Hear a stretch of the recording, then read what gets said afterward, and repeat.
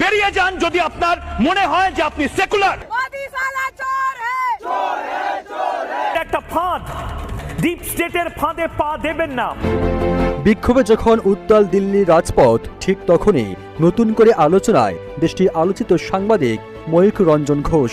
তন্ন তন্ন করে খোঁজা হচ্ছে এই সাংবাদিককে। সামাজিক যোগাযোগ মাধ্যমে প্রশ্ন উঠেছে, যখন দিল্লির রাজপথ উত্তাল তখন কোথায় হারালেন ময়ূখ রঞ্জন ঘোষ?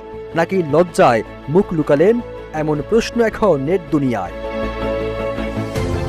2024 সালের ঠিক এই মাসেই বাংলাদেশে কোটা সংস্কার আন্দোলন রূপ নেয় গণ অভ্যুত্থানে। পতন হয় শেখ হাসিনা সরকারের। ঠিক 2026 সালে একই মাসেও দিল্লির রাজপথ উত্তাল। নিট পরীক্ষার প্রশ্ন ফাঁসের প্রতিবাদে আন্দোলন ধীরে ধীরে আরো তীব্র হচ্ছে। একই সাথে আন্দোলন দমাতে কঠোর হচ্ছে মোদী সরকারের পুলিশ বাহিনী। প্রশ্ন উঠেছে, তবে কি বাংলাদেশের মতো ভারত জুড়েও নেমে এসেছে